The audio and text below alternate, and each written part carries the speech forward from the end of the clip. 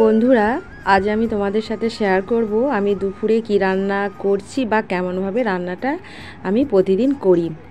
তো বন্ধুরা, তোমরা সবাই কেমন আছো? আশা করি ভালোই আছো। আমিও খুব ভালো আছি। প্রতিদিনকার ঘরের যে সমস্ত কাজ সেইগুলো আজ তোমাদের সাথে শেয়ার করলাম না, কারণ আমার মনটা প্রচুর খারাপ। তাই জন্য ভাবলাম যে কিছু একটা তো দিতেই হবে বন্ধুদেরকে। তাই জন্য ভাবলাম যে রান্না তো করছি, তো এটাই বন্ধুদের সাথে একটু শেয়ার করি আমি কেমনভাবে রান্না করছি বা কী রান্না আমি করছি।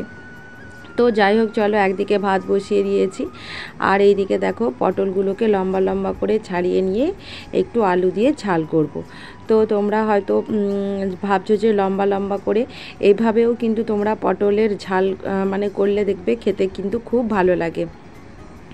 যাই হোক, চলো বন্ধুরা, তারপরে দেখো আমি আলুগুলোকেও লম্বা লম্বা করে কেটে নিয়েছি। পটলের যে তেলটা একটুখানি ছিল সেই তাতেই আমি আলুগুলো দিয়ে দিয়েছি। তো আলুগুলোকে একটু ভালো করে আমি ভেজে নিচ্ছি। আলুগুলোকে আমি কড়াইতে দিয়ে গ্যাসের ফ্লেমটা লো করে দিয়ে আমি শিলনোড়াতে আদা রসুন একসাথে বাটতে চলে এসেছি বন্ধুরা। এই যে দেখো আমি বেটে নিচ্ছি।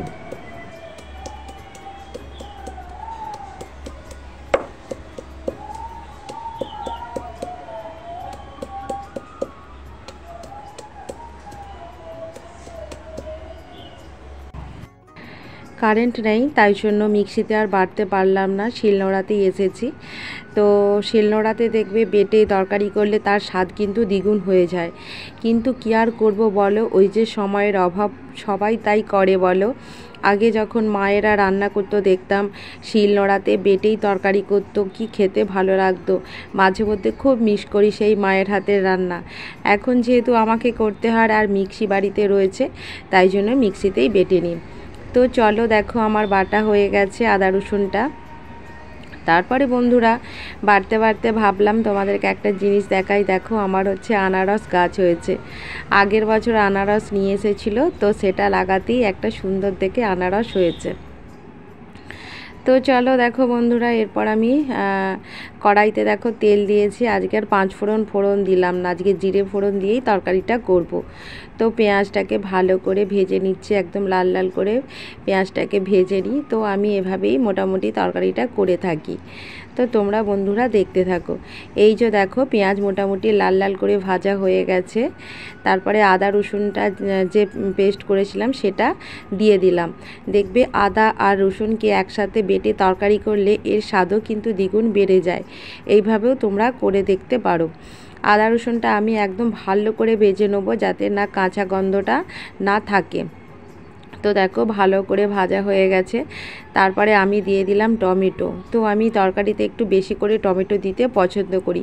দেখবে তরকারিটা একটু টক টক লাগে, তাই তো। আর ওতে আমি সামান্য নুন দিয়ে একটু হালকা করে জল দিয়ে, তারপরে দেখো লঙ্কা হলুদ যা যা দেওয়ার সবটাই দিয়ে দেবো। বেশি মশলা আমি দিই না, জিরে গুঁড়ো দিই না, ধনে গুঁড়ো এইসব আমার একদম পছন্দ না। মানে সাধারণভাবেই আমি তরকারি করতে পছন্দ করি। তো যাই হোক দিয়ে দিলাম। এরপর দেখো বন্ধুরা, একটা থালা চাপা দিয়ে টমেটোটা সেদ্ধ করতে দেবো। আর বন্ধুরা, এখানে দেখো মাছটা ভাজবো বলে মাছটা বের করাতে গেছি। তো দেখি মাছের গায়ে অজস্র আঁচ লেগে, তো আমি যখন স্কুলে গেছিলাম বড় বাজার থেকে সেই ধুয়ে রেখে দিয়ে গেছে। তাই জন্য আমি তোমাদের সাথে শেয়ার করলাম। দেখো ছেলেদের কাজ, ছেলেরা দেখো অন্যান্য কাজ করে নিতে পারলেও কিন্তু এই যে সংসারের কাজের দিক থেকে অনেকটাই কিন্তু কি বলবো মেয়েদের মতো পারে না। দেখো বিশেষ করে মাছের দিক থেকে তো না, মানে মাছের পিসগুলোতে আঁশে ভর্তি। আমার কেমন লাগছিল। তারপরে মাছগুলো হড়হড় করছিল, তাই জন্য ভাবলাম যে না, ভালো করে আগে মাছের যে আঁশগুলো আছে সেইগুলো ছাড়িয়ে নেব। তারপর ভালো করে পরিষ্কার করে নুন হলুদ মাখিয়ে আবার ভাজবো। দেখেছো, কি আর বলবো বলো, রাগও করতে পারি না, কারণ তারা পুরুষ মানুষ, তারা বাইরের কাজ করে। আবার আমি যেহেতু স্কুলে যাই, সেই সময় কি করব বলো। আর তাই জন্য বড়ই মাছটা ধুয়ে রাখে, এই আর কি। তো যাই হোক দেখো, যে পটল দিয়ে আলু দিয়ে যে ঝালটা করব তার মশলাটা কষিয়ে নিলাম, আর দিয়ে পটল আর আলুগুলো ওর সাথে ভালো করে নেড়ে নিচ্ছি। তারপরে সামান্য জল দিয়ে এবার চাপা দিয়ে ওটা হতে দেবো। তো যাই হোক, তারপরে দেখো আমার ভাতটা হয়ে গেল। তো ভাতের ফ্যানটা গেলে নেবো, মানে ঝরিয়ে নেবো। তো বন্ধুরা বারবার করে বলছি, ভিডিওটা যদি আমার ভালো লাগে লাইক শেয়ার সাবস্ক্রাইব অবশ্যই করবে, আর কমেন্ট করে অবশ্যই জানাবে ভিডিওটা কেমন হয়েছে, ভালো হলেও জানাবে, খারাপ হলেও জানাবে।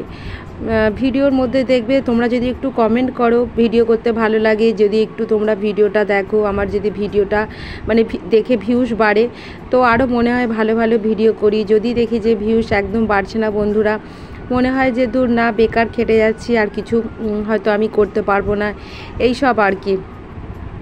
যাই হোক, দেখো আমি মাছটা যে ধুয়েছিলাম সেই মাছটায় নুন আর হলুদটা মাখিয়ে খানিকক্ষণ রেখে দেবো, দিয়ে তারপরে লাস্টে আমি ভাজবো। তো এখন অনেকটাই বেজে গেছে বন্ধুরা, 12:30 এরকম হবে।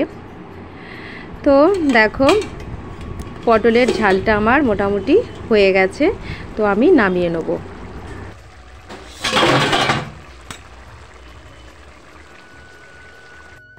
কত সুন্দর কালার এসেছে না? এইভাবে পটলের একটু ঝাল করে দেখবে, মানে এই দিয়েই কিন্তু ভাত খাওয়া হয়ে যাবে, মাছ মাংসের কিছু দরকার পড়বে না।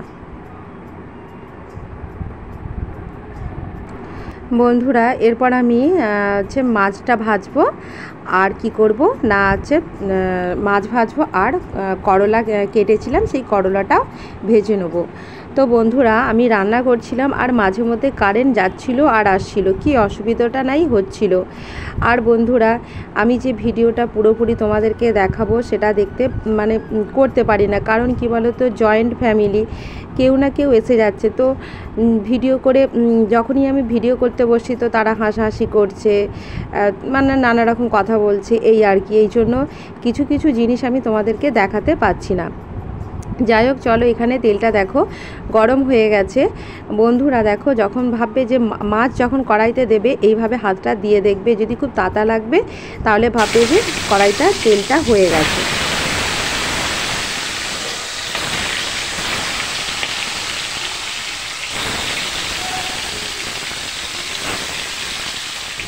যাই হোক, এপাশে আমি মাছটা ভাজা বসিয়ে দিয়েছি, আর এই পাশে দেখো করলাগুলো ভাজছি। তো বন্ধুরা করলা যখন ভাজবে আধ ঘন্টা আগে নুন হলুদ মাখিয়ে কিন্তু রেখে দেবে, করলার মধ্যে যে অতিরিক্ত একটা তিতা ভাব থাকে না, ওই তিতা ভাবটা কিন্তু কেটে যাবে। যাই হোক বন্ধুরা আমার দেখো করলা ভাজাটা মোটামুটি হয়ে গেছে, তো বেশি ভাজবো না। আমার বরাবর যে একদম মানে যে মচমচে টাইপের হয়ে যায় না, কালো টাইপের, ওই রকম ভাজা পছন্দ করে না, মোটামুটি ভাজা হলেই ওর হয়ে যায়। তো চলো বন্ধুরা, তারপরে দেখো মাছগুলো তো ভাজলাম, মাছের ঝাল করবো আজকে একটু চাল মোগরা আর পোস্ত বাটা দিয়ে, তাই জন্য আমি এখানে মিক্সিতে বেটে নিয়েছি। তো কারেন্ট আছে বলে তাই জন্য ভাবলাম যে আর শিলনোড়ায় বাটবো না, অনেকটা দেরি হয়ে গেছে আর বেলাও হয়ে গেছে, তাই জন্য আমি মিক্সিতে বেটে নিলাম। কড়াইতে তেল আছে গরম, আর দেখো চাল মোগরা আর পোস্তটা একসাথে মিক্সিতে বেটে কড়াইতে দিয়ে দিলাম। তো এভাবে মাছের ঝাল করে দেখবে, খেতেও কিন্তু খুব ভালো লাগে। আর তারপরে খুব ভালো করে কিন্তু এটাকে ভেজে নিতে হবে, নাহলে কাঁচা গন্ধ ছাড়বে। তারপরে আমি হচ্ছে টমেটোটাও মিক্সিতে পেস্ট করে নিলাম।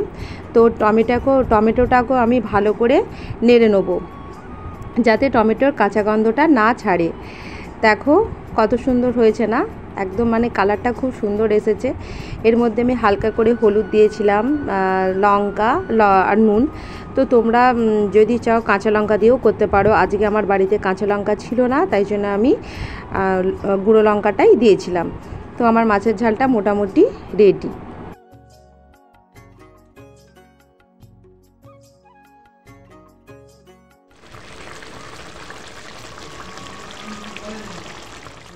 দেখো আমার মাছের যে ঝালটা করেছি কত সুন্দর লাগছে দেখতে, তাই না?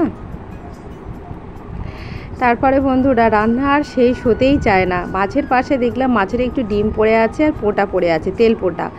তো ভাবলাম যে দূর আর ভালো লাগছে না, আবার ভাবলাম যে এটা কি ফেলে দেবো না ফ্রিজে রেখে দেবো। তো মাছের ডিমটাকে হালকা বেসন দিয়ে আর নুন দিয়ে চটকে একটু বড়া করে নিচ্ছি। তো আমার ছেলেটা খেতে খুব পছন্দ করে, তাই জন্য ভাবলাম যে না আর ফ্রিজে রাখবো না ওইটুকু জিনিস, তো আজকে করেই ফেলি। তো বন্ধুরা একটা পুরো বেঁচে গেছে, একটা বেশি হবে, কম হবে না। এই যে দেখো মাছের এই যে ডিমগুলো আমি ভেজে নিচ্ছি। আমার দেখবে সিম্পলভাবেই ভালো লাগে মাছের ডিমের বড়া খেতে। আর এই পাশে দেখো আবার ঢ্যাঁড়স সেদ্ধ বসিয়েছি, মোটামুটি কতগুলো যে হলো তার নেই ঠিক। এরপর ঢ্যাঁড়সগুলো আমি একদম মানে চটকে নেবো। বন্ধুরা, ভিডিওটা আর বড় করব না। আমার এই দুপুরে রান্নার ভিডিও তোমাদের যদি একটু ভালো লাগে লাইক শেয়ার সাবস্ক্রাইব অবশ্যই করবে, আর আমার পাশে থাকবে, আর কমেন্ট করে অবশ্যই জানাবে ভিডিওটা কেমন হয়েছে। ভালো হলেও জানাবে, খারাপ হলেও জানাবে, তাতে আমি খুব খুশি হব বন্ধুরা। তো চলো টাটা, এখানেই শেষ করব। এরপরে স্নান টান করে খাওয়া দাওয়া করে রেস্ট করব। তো চলো টাটা, বাই।